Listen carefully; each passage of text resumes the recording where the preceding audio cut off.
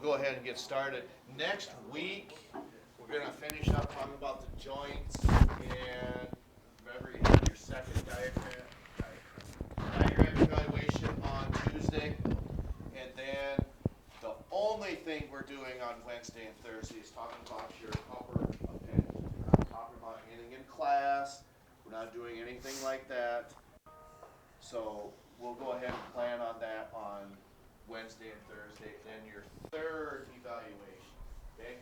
And I know it seems like it's scrunched up, okay? I understand that, but I think you'll be okay. Now we're getting an idea of what it takes to memorize these for these upper appendages, and your third diagram evaluation will be a week from today, okay?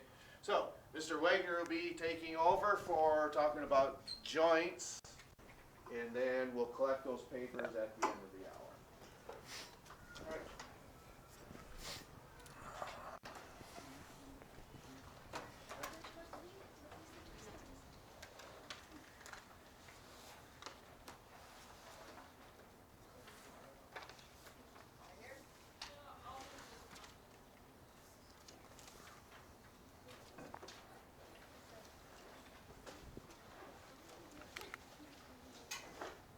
What did we did this one, didn't we?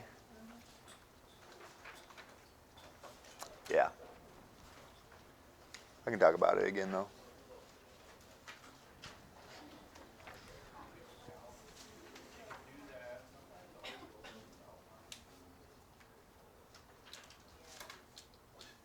All right, I'll just run through this quick again.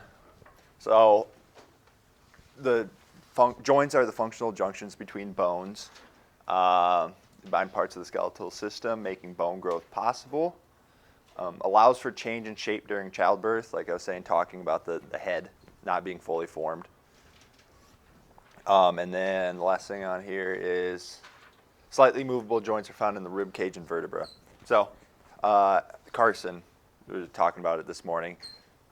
It's so bones don't break. You know, there's a little bit of leeway, and it allows for breathing. When you take a deep breath, your ribs can expand. So. Did we do this? No. Okay, no, this is new stuff then. All right, types of joints. Immovable joints are found in the sutures of the skull, and they're also found in the hip. I think those are about the only two. So where the two sides of the hip bone meet the sacrum, there's a fixed joint there as well.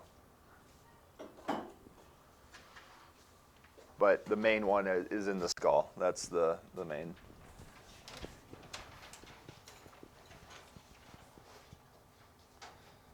Freely movable joints are found in the elbows, knees, fingers, toes, shoulder, hip, whatever else, ankle, wrist. All of those, where there's no limitation. Well, there's a limitation, but it's a lot less limitation than the other joints.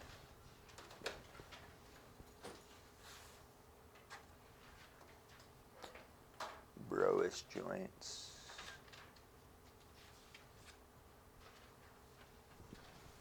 I'm unfamiliar with that term.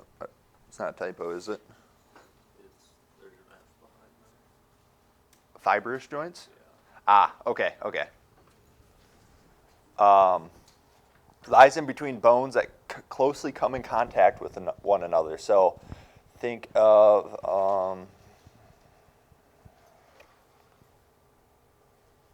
your hand bones.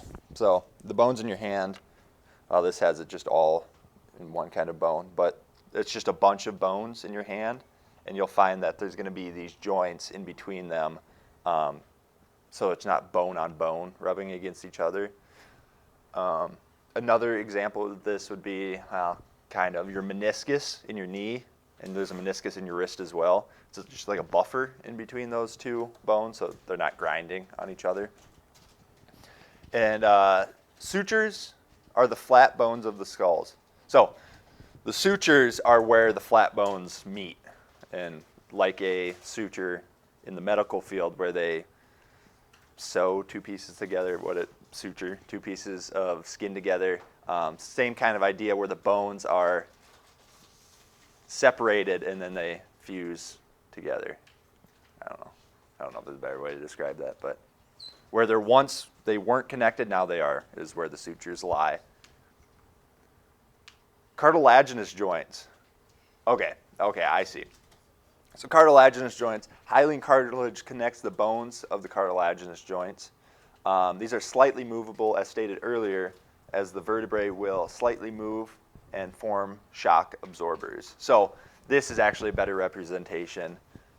Well, not better, but this is the discs in your spine, that in between your two vertebrae, that would be a cartilaginous joint.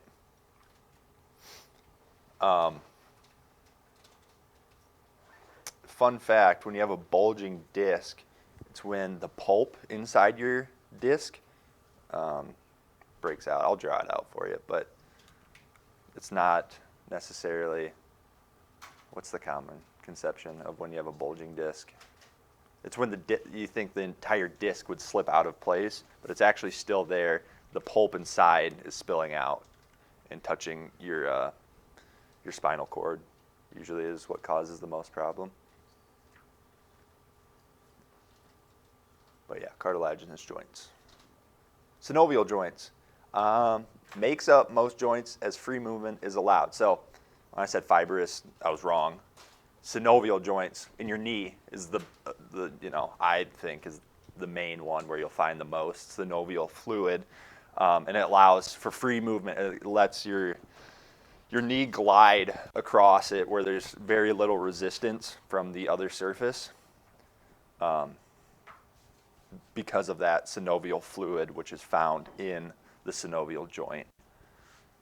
So elbow, knee, shoulder, hip are all examples of a synovial joint.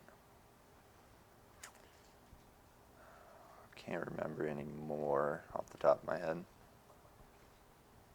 Good? All right. More about synovial joints. These joints are more complex than fibrous joints. The ends are covered with hyaline cartilage. I have a picture I could draw for you about how those joints are put together. I won't do that right now. And then types of movements at these joints. So ball and socket joints like your shoulder and hips. These provide a greater range of motion. So your elbow can just do this. And you can twist it, but it's not your elbow doing that. Whereas your shoulder, you can come all the way around because of that ball and socket.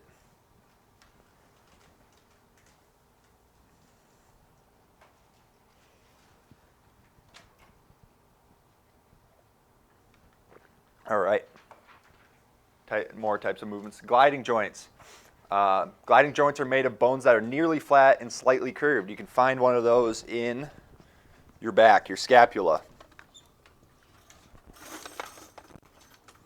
Your scapula slides across your back as a gliding joint. Is there any other? Not that I can remember. Probably one other one. But scapula is the main one. Hinge joints are found in the knees and elbows as concave surfaces of one bone fits into the concave surface of another. Convex surface of one bone fits into the concave surface of another. I don't know how to represent that without just showing you. If I can. Humerus. No ulna, but that's okay. I don't know if you guys can see this, but the end of an ulna is shaped like a C, and the end of a humerus, the distal end of the humerus, is rounded off, and that C fits in that rounded off, and just, I don't know. It's kind of self-explanatory, I would think. Pivot joint takes place when one bone rotates around another, like the proximal ends of the radius and ulna. So the head of your radius is on the proximal side of that bone. Yeah, do you guys know the difference, proximal and distal? Have you talked about that before? Proximal means towards the heart. Distal means away from the heart. So my distal end of my finger is the tip. The proximal end is the base where it meets the hand. That's the difference between distal and proximal. It's closer in proximity to the heart. So again, back to pivot joints. It's when one bone rotates around another, like the proximal end of a radius. We just said that. Your radius is shaped, the head of your radius is shaped like a bowl, basically. And it's not too dissimilar to other ball and socket joints, but it's not able to, how do I want to say it? It's not the one that's doing this motion. The radius does little with this motion. It's more of when you pronate and supinate your hand, that radius spins on the capitulum. Nope.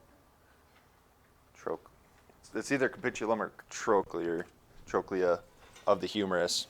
Blanking on it. And your bones actually cross because your ulna can't rotate, but your radius can. So your bones are, when I do this, my bones are cross. So my ulna is running this way, my radius is running this way. I'm making an X. I bet I could do it right here. Oh, never mind, these don't rotate. Okay, good on that? Sorry, didn't mean to jump away. All right. Results of movements at joints. Ooh, this is fun, I like this. Abduction. So abduction means away from your body. So I'm abducting my arm. I'm taking it away from my body. Adduction is the opposite. So it's adding it towards your body. You're bringing it towards your body. So abduction of the thumb is putting it out. Adduction, bringing it back in. Arms, bringing it out like you're flying.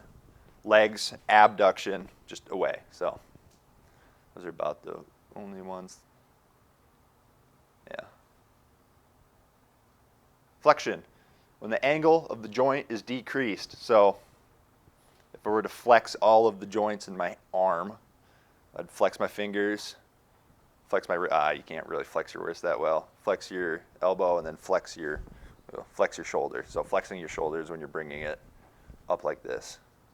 And extension is the opposite. So I'm going to just uncurl it all and then bring it back. Extension of the shoulder. It's like that. Leg is not the same way though. So when I'm flexing my knee, it's like this, and then up. So this is flexion of the leg. When the knee is bent and you're bringing it, what's the best way? Posterior, anterior. I guess anterior, bringing it towards the anterior side of your body. Whereas extension is you're kicking out your knee, extending your knee, and then putting it behind you. So I'm extending my leg.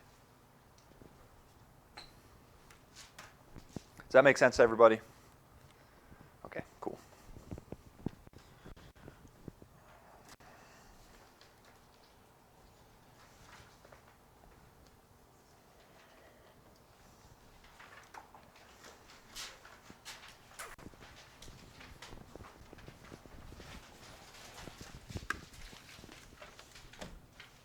Good? That must be it. Are there any questions for me? I'm going to look up what that humerus or the radius rotates on the humerus. I can't believe I forgot it. Dumb of me. You have any questions for me?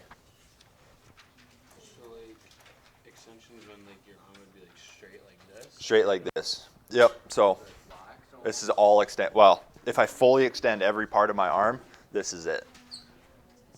Oh, yeah. So it's as straight as your fingers can go, elbow straight, arm back.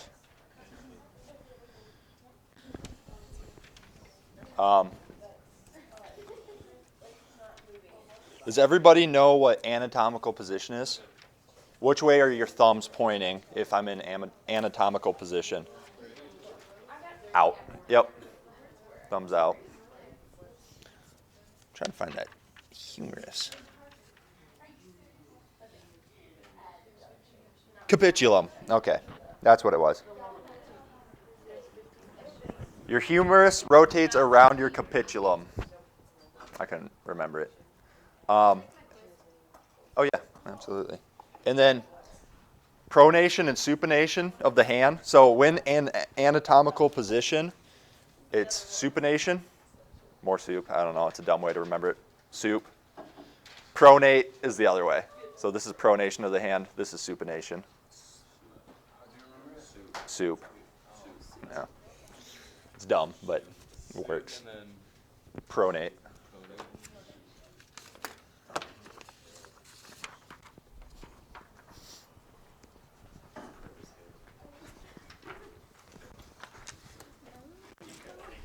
All right.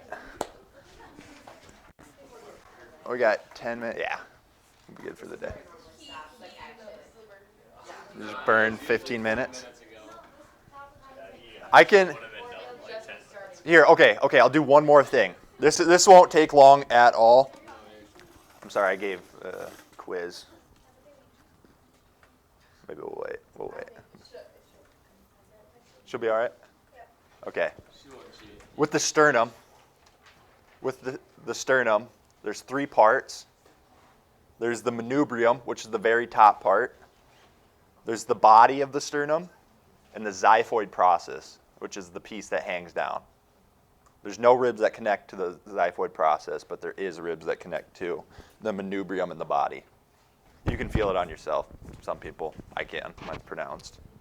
Right there, it's the bit that feels like you're going to break it off if you push too hard. Oh, that's like a spot that if you get Yeah, it hurts. Yeah. So, what's that? happened to me. That's what Eason did to me. Yeah. But it was like at that like kind of like that. That's like my balls spot. Yeah. No, I have like the bowl. All right, we will catch you next time.